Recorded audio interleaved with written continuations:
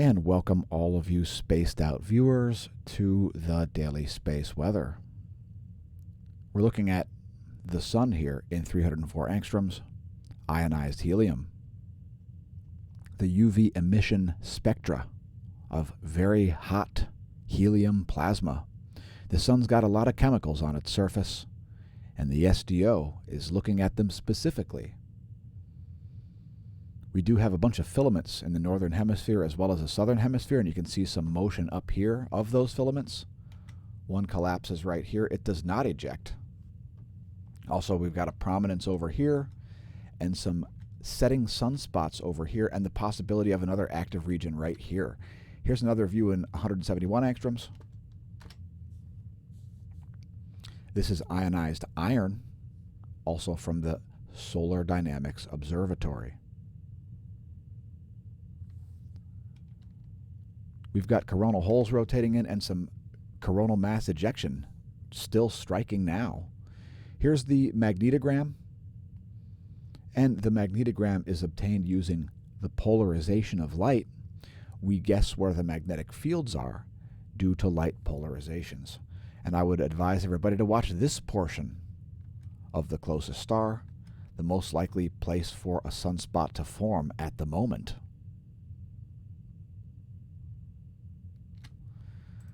Next, a star chart of the solar system. More like a planet chart, but anyway, here's where stuff is now. And there's where things will be in a week as we approach another new moon, my favorite phase. Leave us a comment, let us know your favorite phase. And here's a star chart. You can see the moon is near the apex of its path across the ecliptic, which is this yellow line where I'm located in Lehigh Valley, Pennsylvania. Also, you can see Saturn and Jupiter rising ahead of the sun if you're up before dawn and you've got clear skies and a view of the ecliptic. That's for all of you astrologer-type viewers. As astronomy and cosmology begin to look more and more like astrology as time goes on, yes. The 10.7 centimeter radial flux, a measurement of the sun's output from the upper chromosphere and the lower corona. 77 solar flux units. Here's a one-year chart of that. It's this black line. Red line underneath is the sunspot number, and you can see the proportionality of those two stats. We are expecting, according to NOAA, geomagnetic unrest conditions early in the day on Sunday, May 2nd. Geomagnetic unrest, a KP of 4 forecasted here. Mild geomagnetic unrest. I'm not sure if it's from the coronal mass ejection or not, why they're forecasting that, as it looks like they've largely missed the coronal mass ejection. NOAA is forecasting a blob of plasma, actually 2 blobs of plasma, to combine here after passing the Earth right in this area. Wait for it. And whoop, we've got plasma combining there. I have no idea where this model comes from. But in any case, our specialty is to forecast the coronal mass ejections before they occur. And we are still working on calculation of their trajectory and their speed.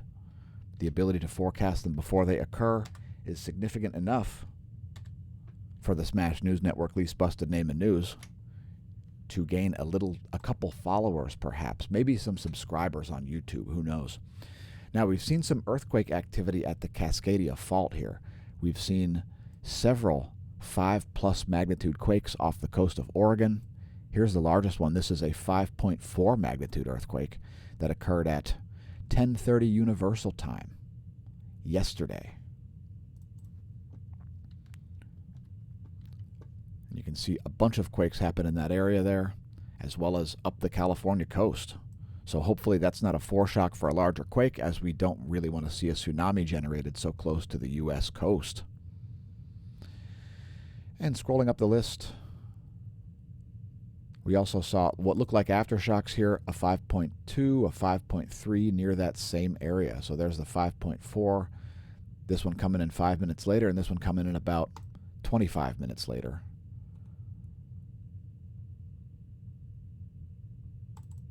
No quakes on Earth over 6 magnitude apparently over the past 24 hours. There's a 5.0 in Mexico, and we're just going to scroll up the list here. We don't want to spend too much time on this. We want to shorten today's daily space weather video a little bit. 4.3 magnitude deep quake at Papua New Guinea, 4.7 magnitude deep quake at Chile. Those both over 100 kilometers depth.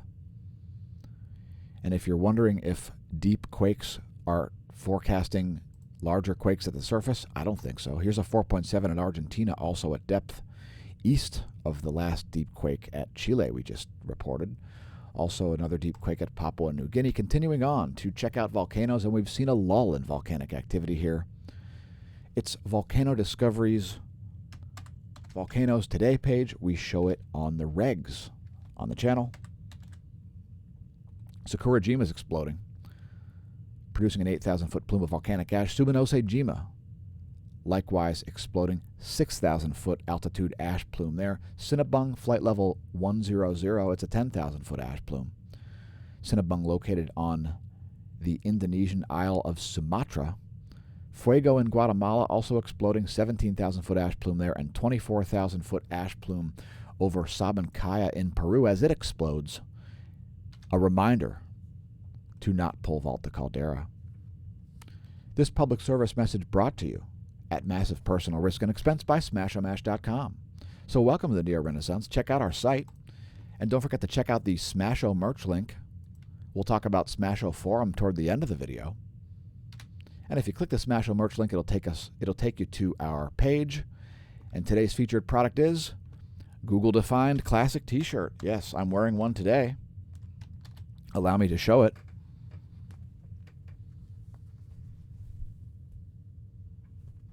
The print quality is massive, and mine is in red, as is this one on these lovely models.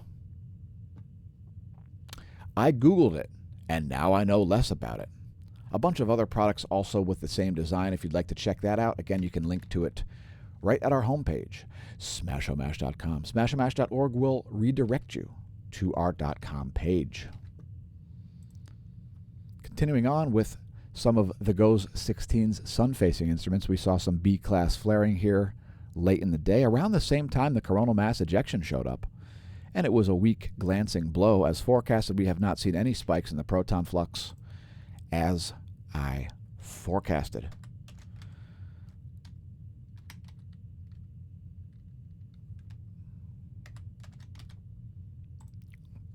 GOES magnetometer saw a precipitous downtick here.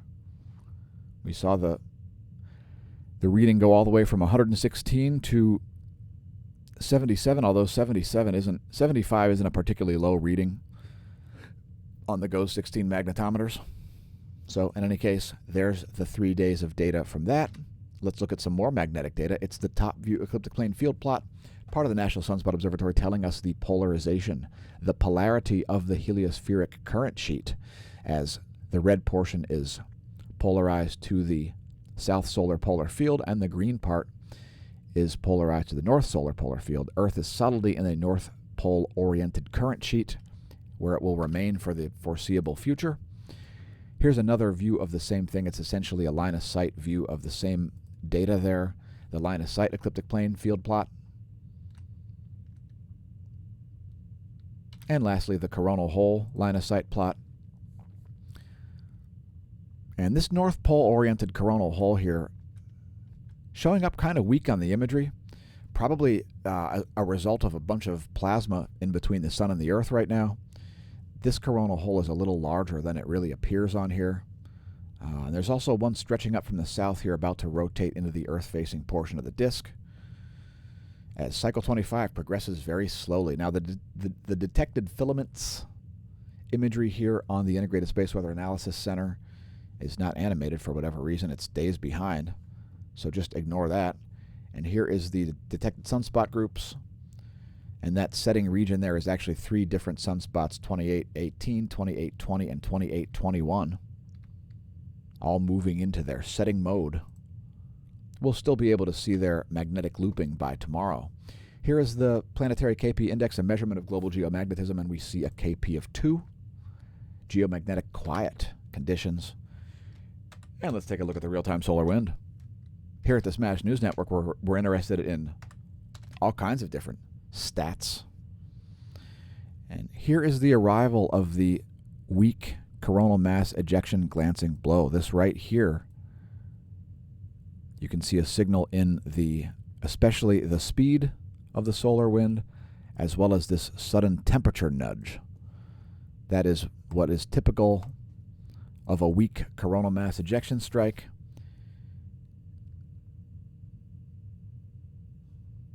Anyway, current conditions are 12.2 protons per cubic centimeter in terms of solar wind density. Solar wind speed, only 314 kilometers per second, having only reached a maximum of about 360 kilometers per second at the peak of the arrival of that weak coronal mass ejection. Here's 4 hours of data. Magnetohydrodynamic pressure in nanopascals, courtesy University of Michigan. We show it daily as the data is not accessible in archival form. Perhaps in the future it will be. And we'll let that play through there as it has refreshed.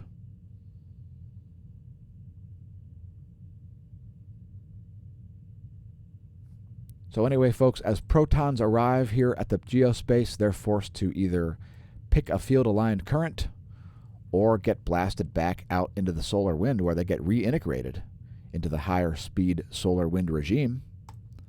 And some of them also get trapped around the Earth. Here are magnetic perturbations on the ground level. Geospace delta B, changes in the Earth's B field, this one measured in nanotesla as opposed to nanopascals.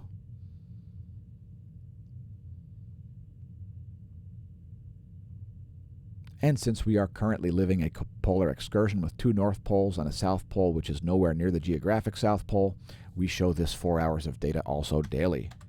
And I'd like to next take a moment to welcome our Twitch viewers. So welcome to our Twitch viewers. We've brought you to the video for a cosmology segment. Twitch.tv/smAsho is our Twitch URL. Thanks to our YouTube subscribers as well, wherever you're watching, even if you're watching on BitChute. Cheers. Leave us a comment. Support the channel via the links below the video. Perhaps consider becoming a patron. And here's today's cosmology segment. Should be interesting. It usually is. We've got a bunch of stories here. Starting out with what is going on with the X-ray emissions from active galactic nuclei. So this particular active galactic nucleus, you can see right from here that it's got a quasi-periodic X-ray emission.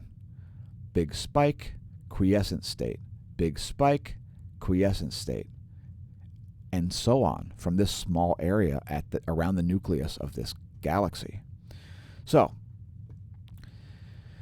the point is, folks, that there is a relationship between the X-ray output of the galactic nucleus in terms of its torus versus its polar fields.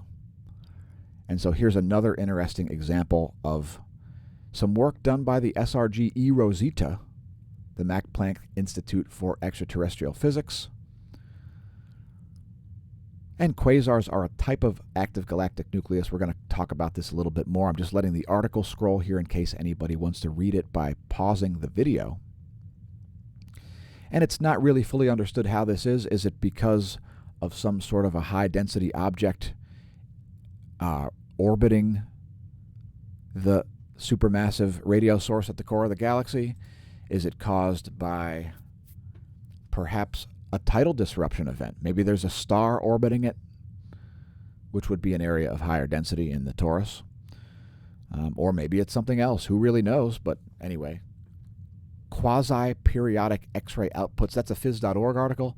And next time I want to look at a non-random number 946 in the Neil Gorell Swift-Bat X-ray Observatory, probably the most important X-ray source besides the Sun to planet Earth.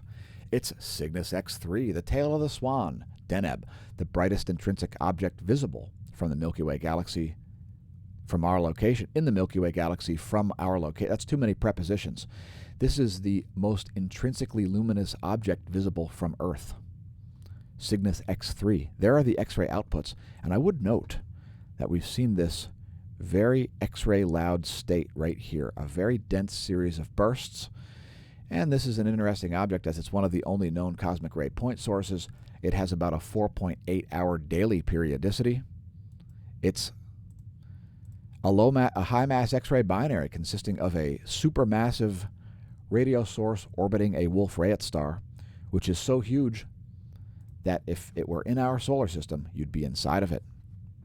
It's about the size of Mars's orbit, and it also outputs about 10 times the heat, particle radiation, and X-ray flux as the Sun does, about 10 times. So where the Sun's solar wind is 300 kilometers per second, Deneb's stellar wind is about 3,000 kilometers per second, which brings us to the fact of perspective. So, in astronomy and cosmology, perspective is everything. Here's an artist's rendition of a galaxy. If you were, say, out here, and you were viewing this galaxy from this angle, it would appear like a Seyfert 1 or a Seyfert 2 active galactic nucleus. If, however, you were viewing this galaxy from an orientation like this would appear as a radio galaxy, such as Cygnus A, the strongest radio source in the sky, otherwise known as 3C405.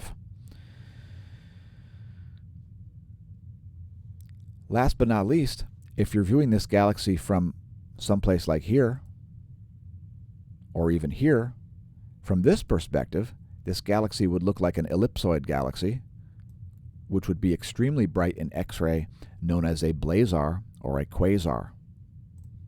Perspective is everything when it comes to looking at distant objects like galactic nuclei.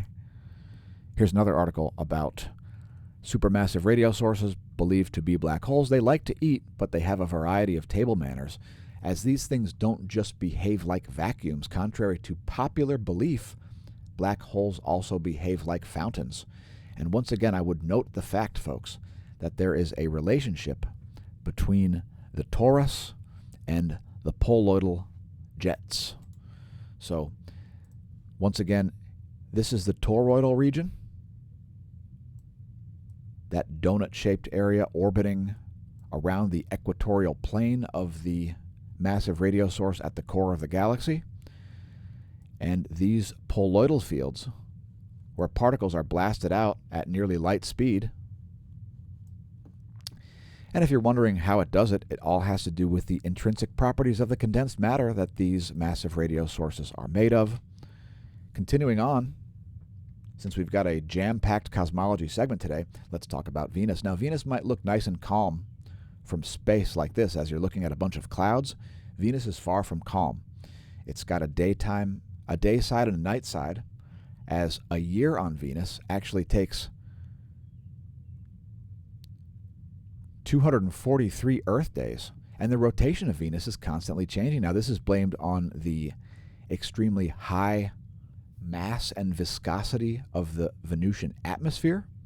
Venus is an odd place, as Venus's orbital mechanics don't fit into the rest of the accretion model formation of the solar system concept. So Venus is one of the many contradictions in the realm of astronomy. How is it that Venus has such a long day and is so close to the Earth's location in the solar system? I find Venus to be much more interesting than Mars. Also, a space flight to Venus would take a lot less time than a space flight to Mars due to its closer proximity. As the planets are not evenly spaced, they're like a magnitudinal graph, as each planet is farther away proportionally speaking than each previous planet. So while Venus does fit into that calculation of distance from the Sun, it's got all kinds of other properties such as its magnetic field and so on that don't really make as much sense. It's also got a very interesting atmosphere full of carbon dioxide, a runaway greenhouse effect making the sun-facing side of Venus very hot and the non-sun-facing side of Venus very cold. There's also sulfuric acid rain and so on. Perhaps we'll do a story later about the Soviet spacecraft that landed on Venus.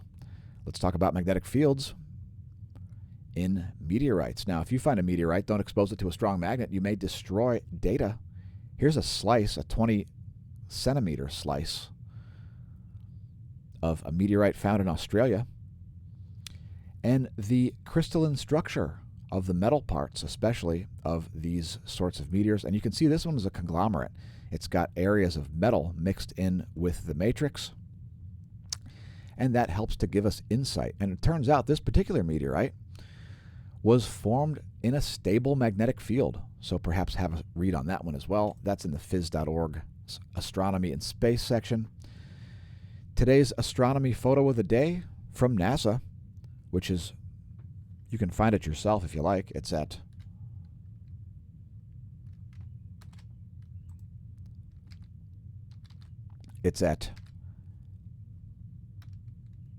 apod.nasa.gov.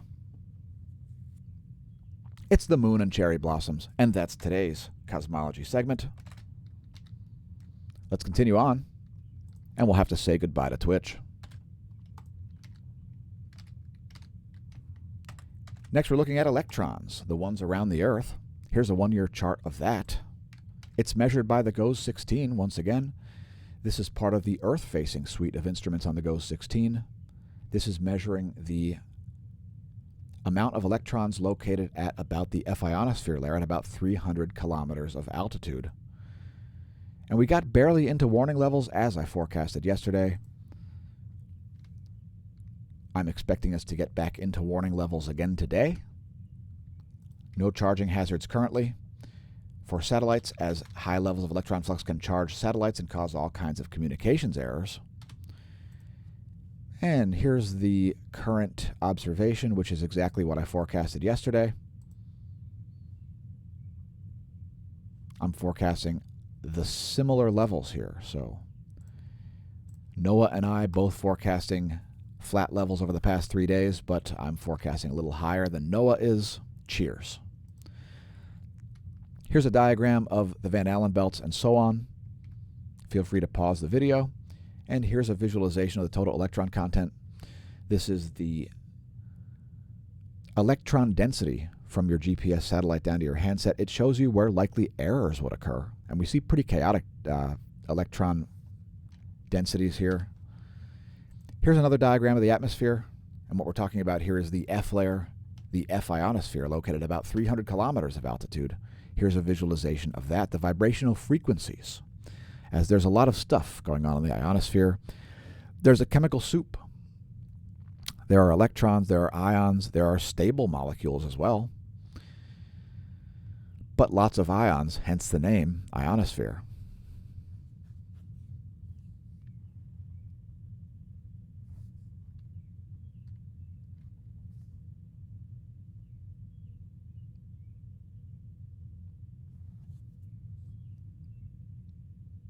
Looking a little bit wobbly there throughout the night last night.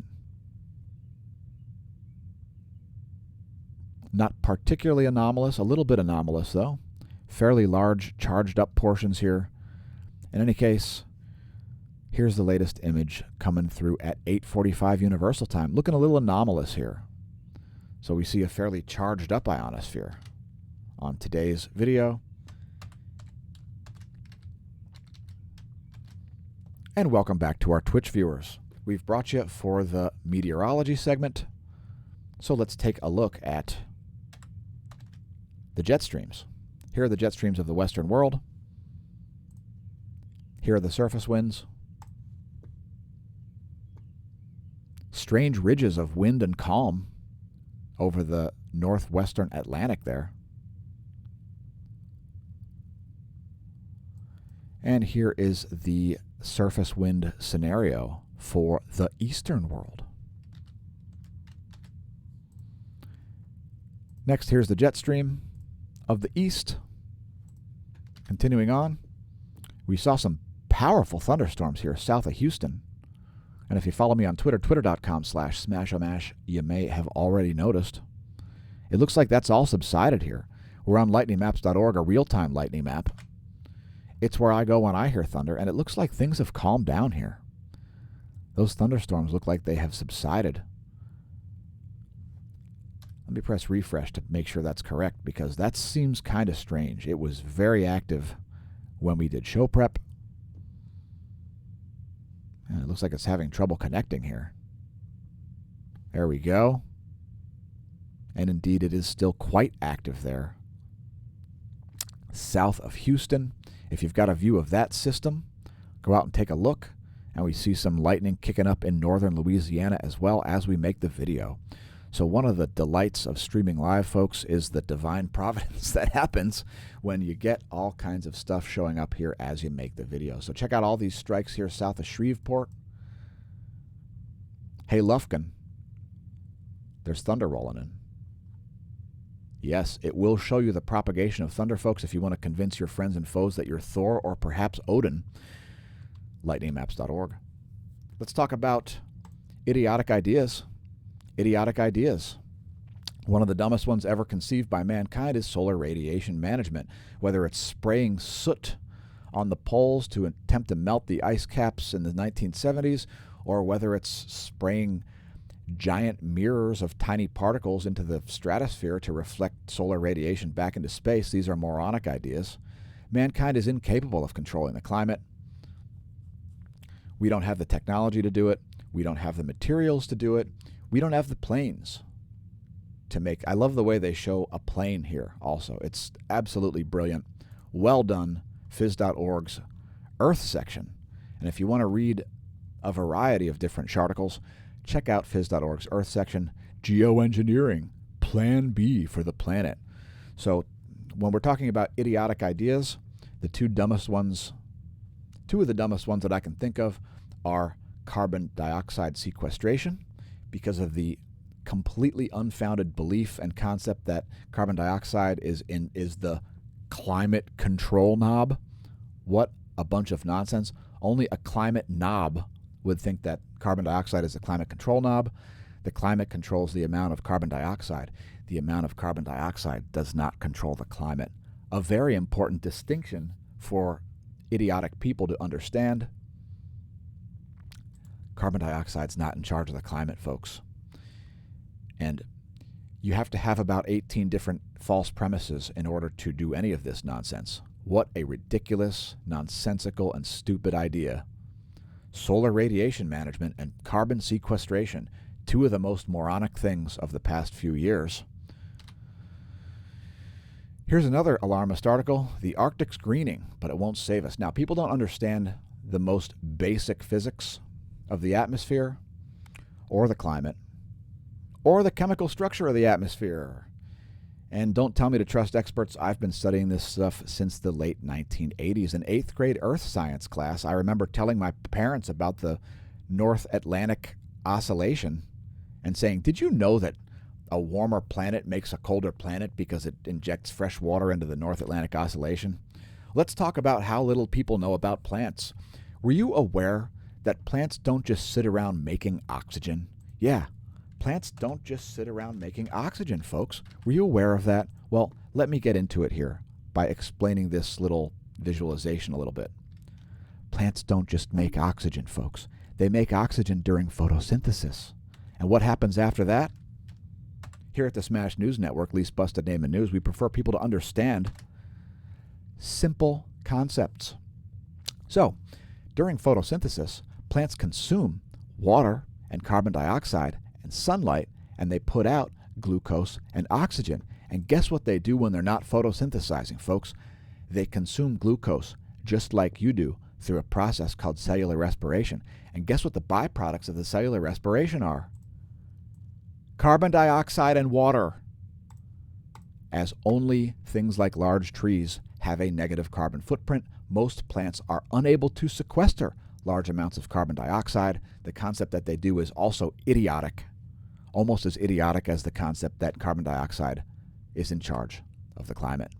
Speaking of the climate, there's snow all over the place, and the Northern Hemisphere has seen 4 winters of historic levels of snowfall. By the way, snowfall is how glaciation begins during periods of global glaciation. And periods of global glaciation are civilization-ending events. Warm periods in the Earth's history, such as the Minoan warm period, are times of extreme good times. Times of plenty are times when the planet is warmer. The concept that a warmer planet is even dangerous is just ridiculous. as a warmer planet would open up all kinds of farmland in northern Canada and Siberia, making it much easier to feed the population. And look for stories coming soon about how Greenland is melting. And look how melted Greenland is. Oh my God, look how green it is. There's only 185.2 inches of snow there. So we'll keep covering this all summer long to show you how Greenland isn't melting at all. And I'll just leave that there. I'll just put a pin in that until a later time and continue on with the meteorology segment. Next thing we'll look at here at the Smash News Network, least busted name of news, is the U.S. Doppler radar map. We've got quite a bit of rain here, quite a lot over Texas, and some severe storms there, lots of areas of scattered, concentrated storms there over Texas. The strongest ones are in the eastern portion, now moving very slowly into Louisiana, and the system is stagnating, just as I forecasted it would yesterday. So here you can see these systems, these cloud areas are not moving very quickly at all, and it all has to do with this dry air just hanging out. The jet stream is way up here, and it's not helping to push things to the east, and that's why that moisture is hanging around. And for you new viewers, I would note that dry, massive air like this is more massive than this moist air. It might seem counterintuitive, but dry air is more massive than moist air because of the molecular mass of water vapor versus atmospheric nitrogen. N2 is more massive than H2O, and that is why dry air is more massive than moist air. It's why your bike goes faster on a hot, humid day than on a hot, dry day. Anyway, there's the water vapor map.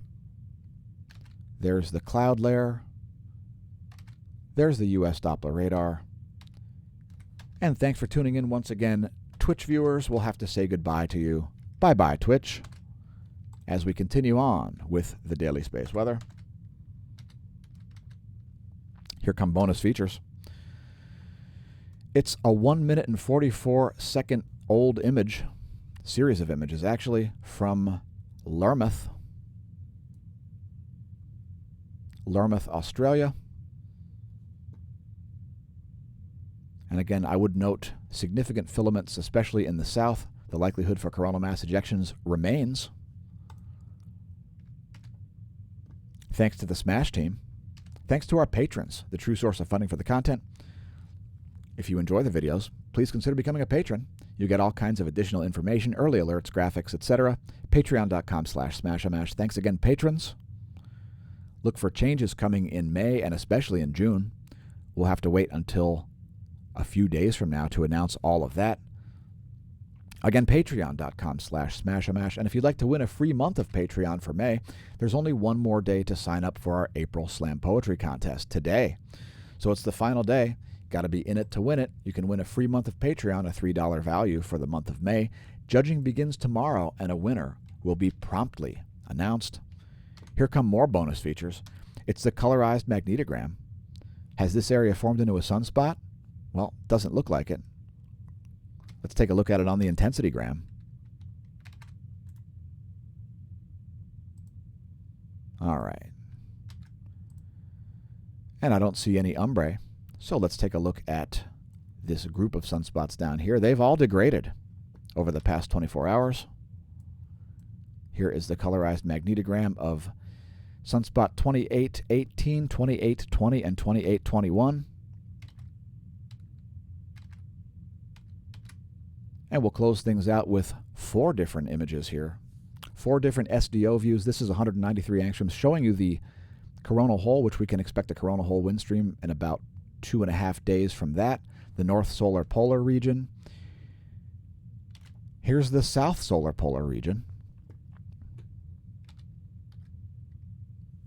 Also in 193 angstroms, one of the many ionized UV emission spectral states of iron. Ionized, yes, there's a bunch of iron gas on the surface of the sun, folks. And we won't get into the cosmology of that in today's video. Here's this prominence in the northwest. And last but not least, a close-up of the setting regions. Thanks for tuning in, folks. Remember, stare at the sun, attempt to understand the physics, don't drink, and if you do, don't drive. Don't believe bamboozlery or nonsense on YouTube. Don't believe all of the climate hackery and fraud, as CNN is changing its stance from the coronavirus nonsense network to the climate nonsense network. I've been your host, Dan, a.k.a. smAsho, welcoming you to the Neo-Renaissance. And best wishes to you. May that solar wind be at your back.